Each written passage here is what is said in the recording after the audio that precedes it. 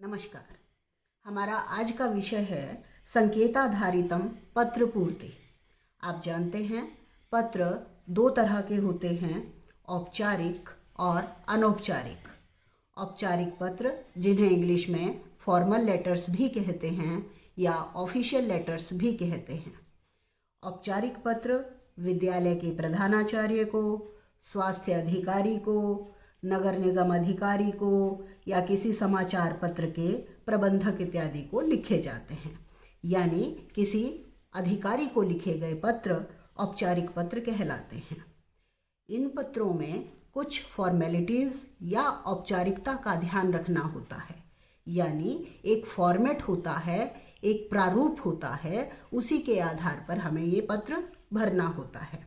आप कक्षा 6 से हिंदी और इंग्लिश में जिस तरह से पत्र लिखते आ रहे हैं वही प्रारूप, वही फॉर्मेट संस्कृत में भी फॉलो करना है, संस्कृत में भी होता है। पत्र पूर्ति कोई कठिन कार्य नहीं है, बहुत सिंपल है। केवल कुछ बातों का ध्यान रखना है। क्या करना है हमें? सबसे पहले प्रश्न को ध्यान से 2-3 बार पढ़ना है और समझना है। कई बार ऊपर जो प्रश्न होता है, 2 रिक्त स्थान तो हम उस प्रश्न से ही भर सकते हैं। मान लो कहा गया हो कि भवान रमेशः अस्ति, आप रमेश हैं, तो आपको एक ब्लैंक का उत्तर मिल गया। जब आप लिखेंगे आपका आज्ञाकारी शिष्य रमेशः। फिर हमें पढ़ना है, समझना है कि किस चीज़ के लिए है ये प्रार्थना पत्र। जैसे आज मैं अभी आपको एक प्रार्थना पत्र समझा रही हूँ। प्रधानाचार्यं प्रति शुल्क क्षमापनार्थं लिखिते अस्मिन् प्रार्थनापत्रे रिक्तस्थानानि मंजूषायां प्रदत्तपदानां सहायतया पूरयत। हिंदी में भी लिखा रहता है, इंग्लिश में भी लिखा रहता है। संस्कृत में समझ में ना आए तो आप जिसमें समझ में आता है उस भाषा में पढ़ सकते हैं। प्रधानाचार्य को शुल्क क्षमा के लिए लिखे गए इस प्रार्थना पत्र को भरिए। मंजूषा में शब्द दिए हैं।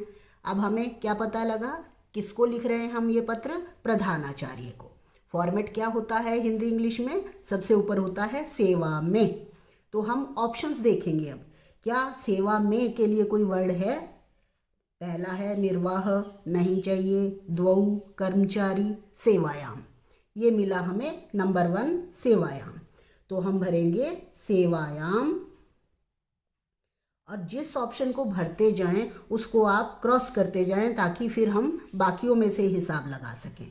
सेवायाम हो गया। सेवा में प्रधानाचार्य क्या लिखा करते हैं हम? प्रधानाचार्य महोदय। इनमें ढूंढा हमने सेवायाम प्रधानाचार्य महोदय, ये मिल गया महोदय। 2 नंबर पे हमने भरा सेवा में प्रधानाचार्य महोदय। फिर उसके बाद होता है स्कूल का नाम, कौन सा स्कूल है, कौन सी जगह है। ये एक फॉर्मेट है। सबसे पहले ऊपर होता है सेवा में। मान लो ये ऑलरेडी भरा हो और प्रधानाचार्य का स्पेस खाली हो तो हमें ये फॉर्मेट याद रखना है। सेवायाम प्रधानाचार्य महोदय, फिर विद्यालय का नाम कोई और भी हो सकता है। उसके बाद होता है शहर का नाम, जगह का नाम। तो वो जगह दिल्ली ना हो करके और भी कोई और प्लेस हो सकता था। ये ब्लैंक भी हो सकता था दिल्ली। यहाँ कोई शहर का नाम खाली होता तो वहाँ भर देते। अभी हमारे 2 भर चुके हैं। सविनयम निवेदनम अस्ति, इस लाइन को भी हमें याद रखना है। सविनयम निवेदनम, कई बार ये ब्लैंक होता है, कई बार निवेदनम का स्पेस खाली रहता है। सविनय निवेदन है कि, यत मीन्स की डैश पिता दिल्ली सर्वकारे एकः चतुर्थ श्रेणी डैश अस्ति। हमको भरने से पहले 1-2 बार पूरा पत्र भी पढ़ना चाहिए और ऑप्शंस भी पढ़ने चाहिए। सविनय निवेदन है कि मम पिता, मेरे पिता दिल्ली सरकार में।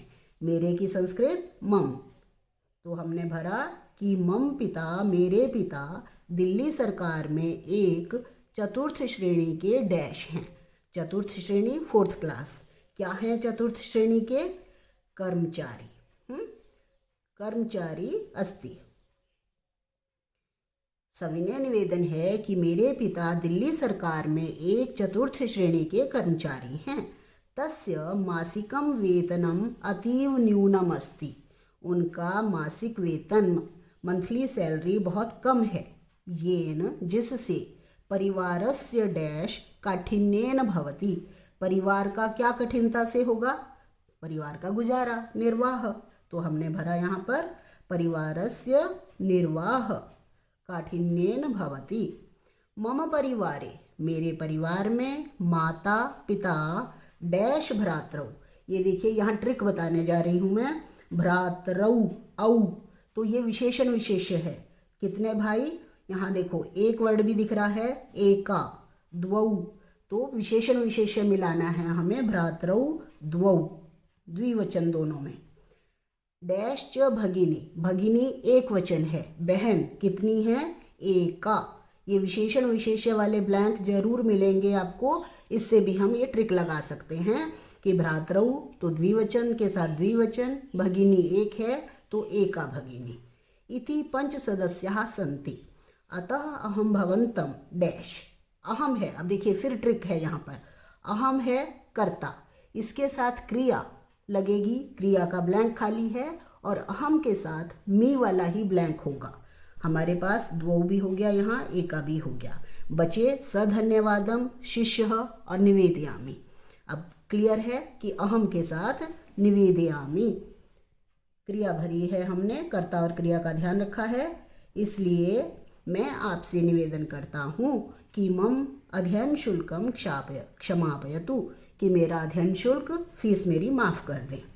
फिर क्या लिखेंगे, हो गई, पत्र पूरा हो गया, बचा हमारा सधन्यवादम, धन्यवाद सहित, सधन्यवादम। भवदीय, भवदीय क्या, आपका शिष्य। आप साथ साथ इनको काटते जाएंगे तो बाकी छांटने में बहुत आसानी रहेगी। कुछ बातों का ध्यान रखें यदि, तो पत्र पूर्ति बिल्कुल आसान है, थोड़ा सा उसका अर्थ समझ के करना है। धन्यवाद।